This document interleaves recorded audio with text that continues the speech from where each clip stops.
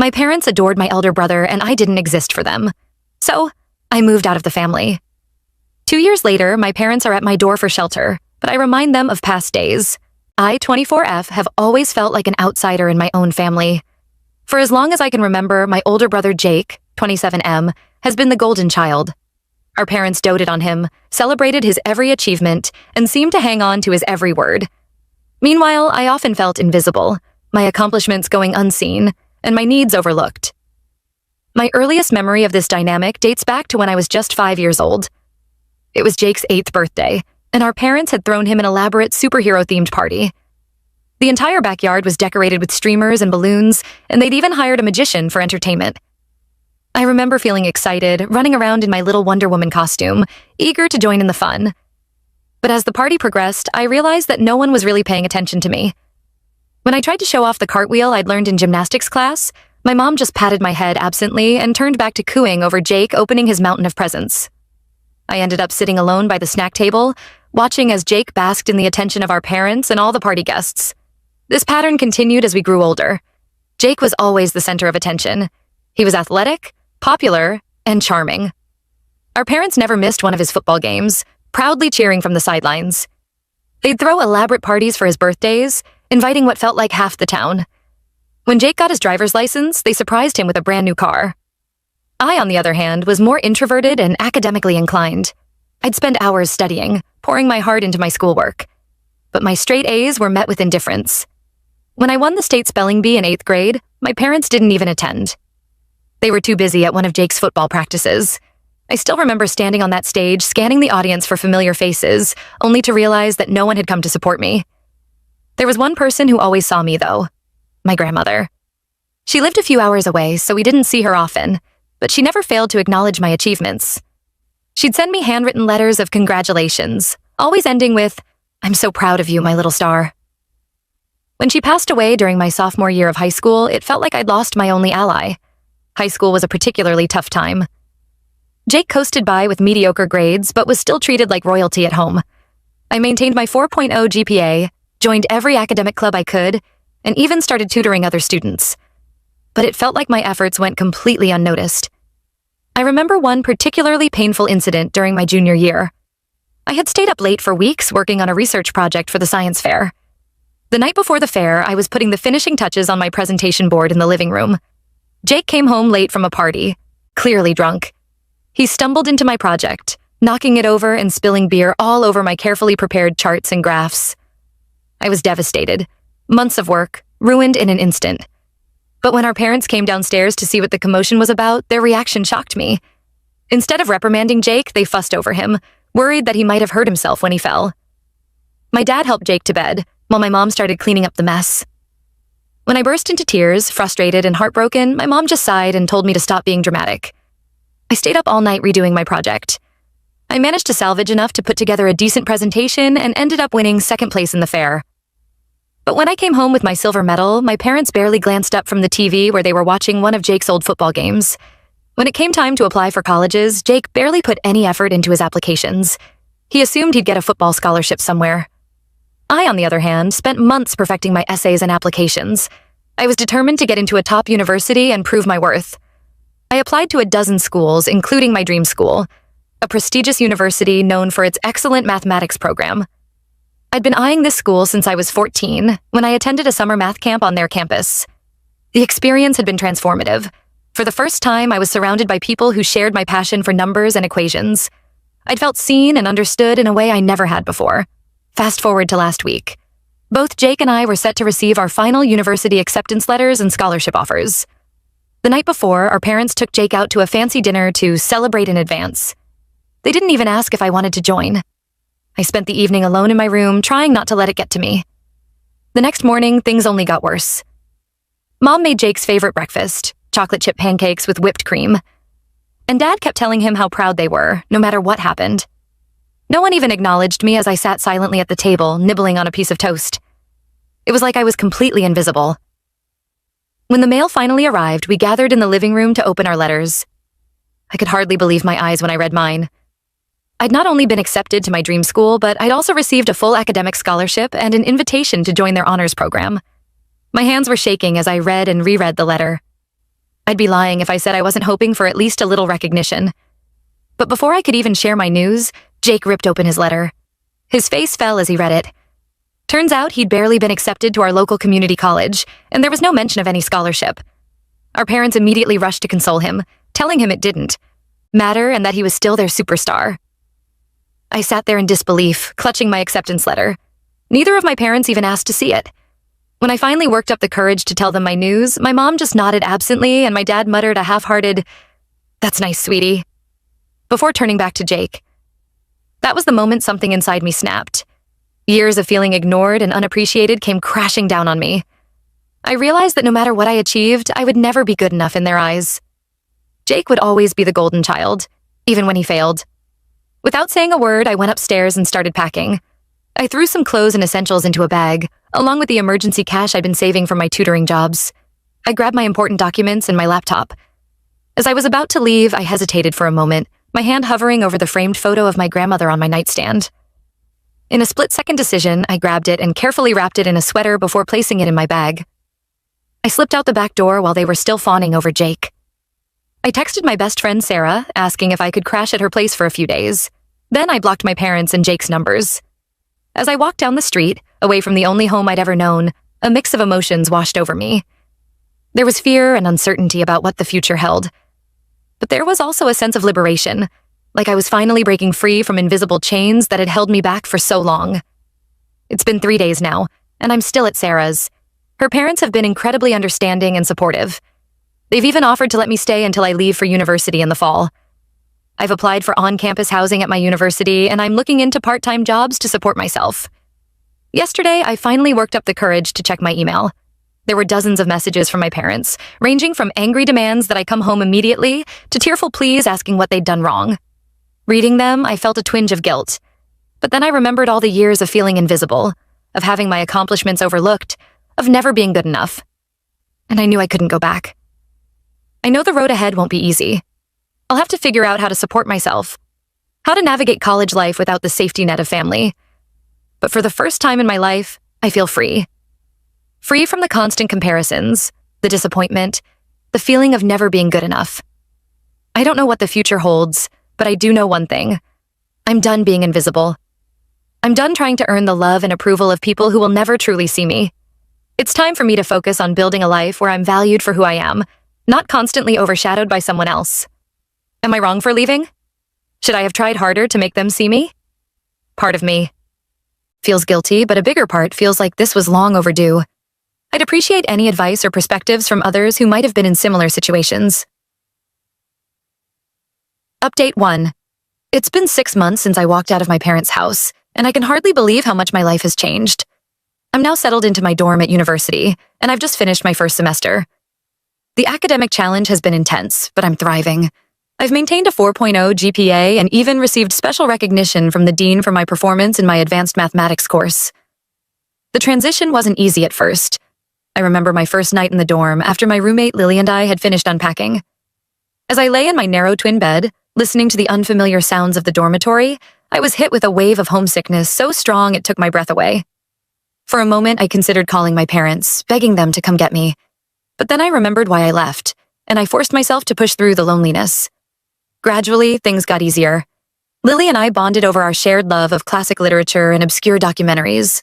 We'd stay up late into the night, dissecting the themes of Dostoevsky novels or debating the merits of different documentary filmmakers. She quickly became not just a roommate, but a true friend.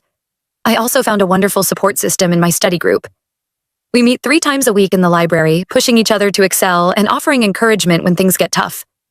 There's Alice, a brilliant physics major with a wicked sense of humor.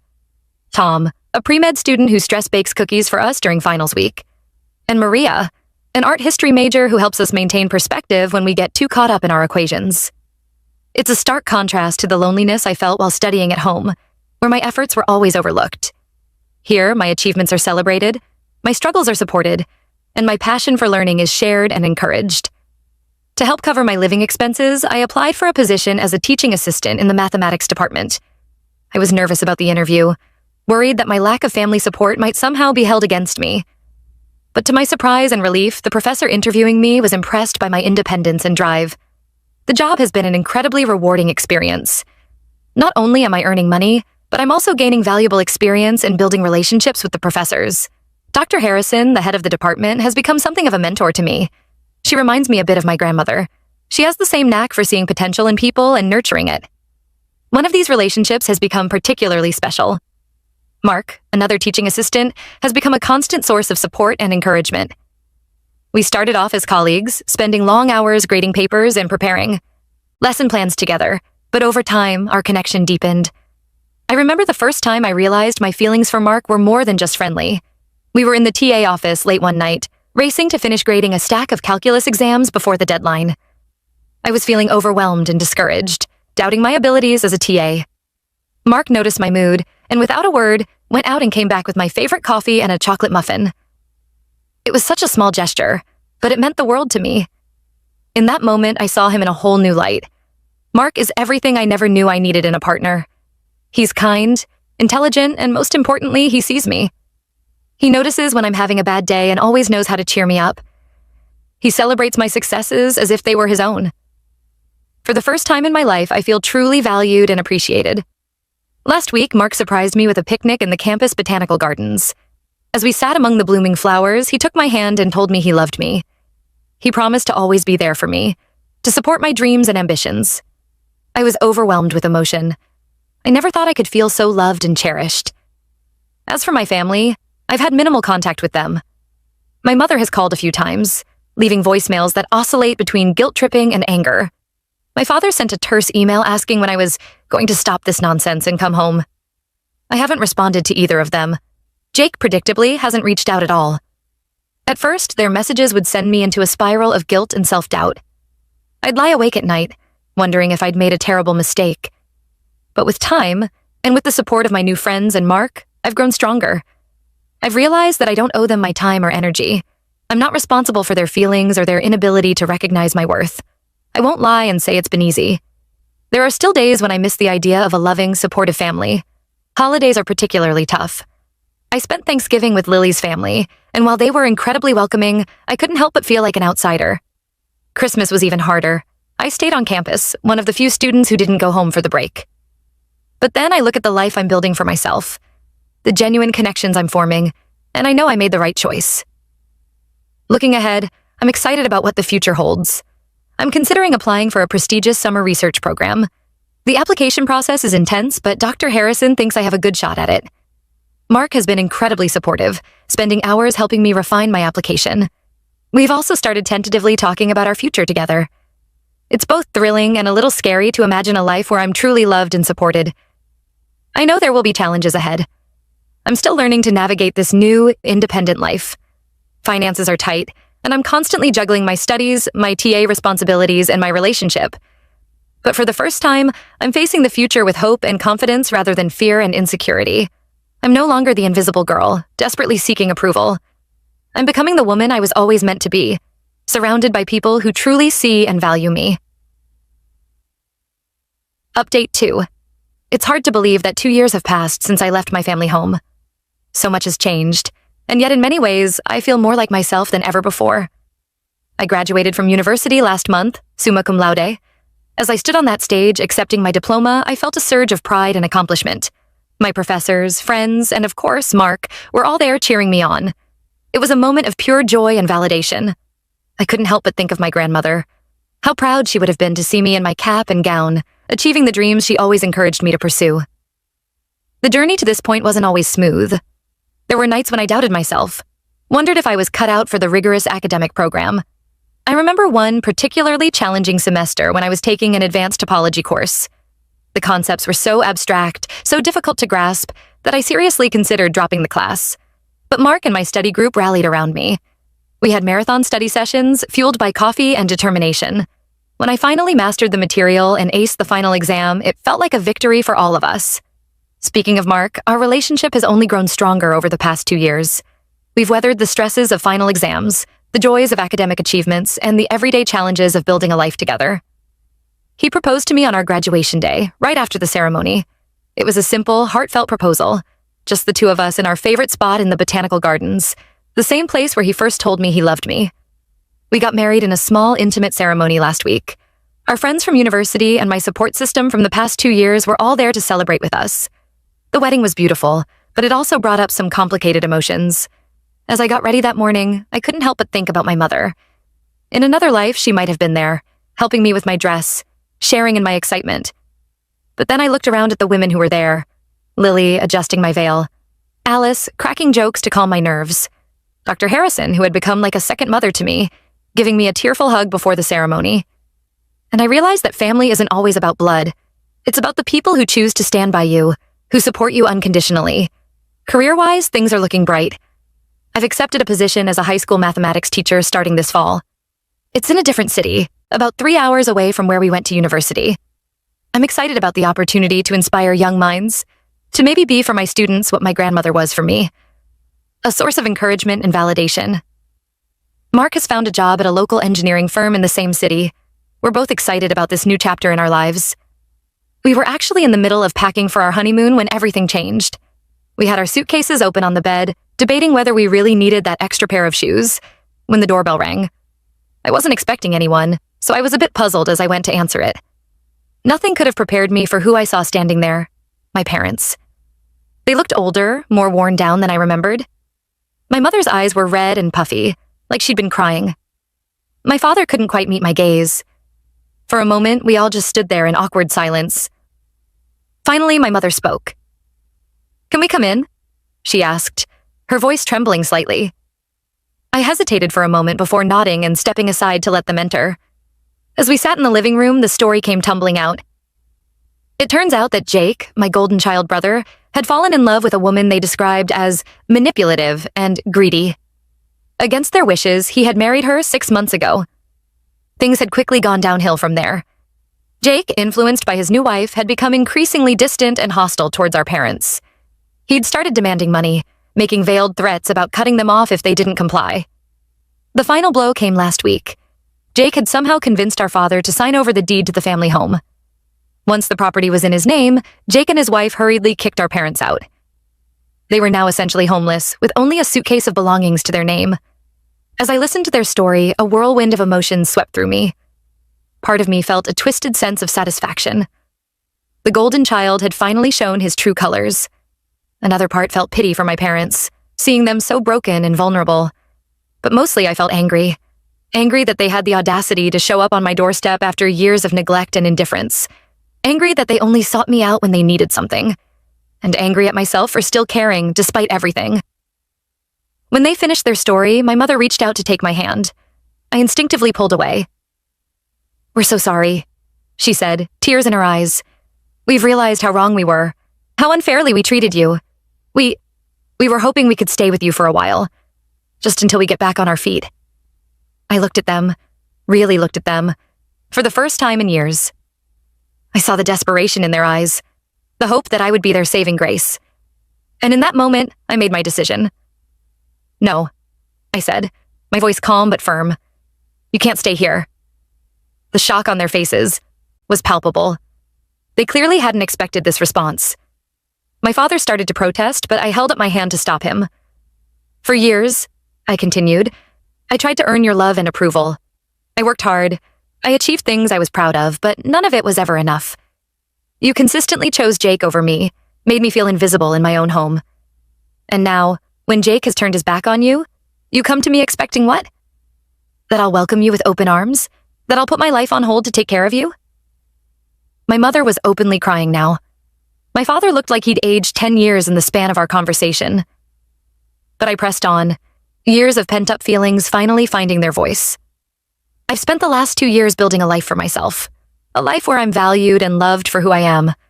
I won't jeopardize that. I won't go back to feeling like I'm not enough. I took a deep breath before delivering my final words. "I'm sorry for what Jake has done to you. I truly am, but I can't be the solution to your problems. You made your choice years ago when you decided Jake was the only child worth your attention and love. Now you have to live with the consequences of that choice." I stood up, signaling that the conversation was over. As I showed them to the door, my father finally spoke. "We really are sorry," he said softly. "We know we messed up. Is there any chance at all that we could try to make things right?" I looked at him, then at my mother. For a brief moment, I allowed myself to imagine a world where we could move past all the hurt and build a real relationship. But then I remembered all the years of feeling invisible, of having my accomplishments ignored, of never being good enough. And I knew that some bridges, once burned, can't be rebuilt. I think it's too late for that, I said quietly. I wish you the best, but I can't be part of your lives anymore. Please don't come here again. With that, I closed the door. I leaned against it for a moment, tears finally spilling down my cheeks. Mark came and wrapped his arms around me, offering silent support and comfort. As we returned to our packing, I felt a mix of emotions, sadness, relief, and a sense of closure. I knew I had made the right decision for myself, even if it wasn't an easy one. Tomorrow, Mark and I will leave for our honeymoon. We'll explore new places, make new memories, and continue building our life together. And while a small part of me will always mourn the family relationship I never had, I'm choosing to focus on the family I'm creating for myself. One built on mutual respect, support, and unconditional love. As I zipped up my suitcase, I caught sight of the framed photo of my grandmother on the dresser. Her kind eyes seemed to sparkle, and I could almost hear her voice saying, "I'm proud of you, my little star." And for the first time in a long time, I truly believed those words.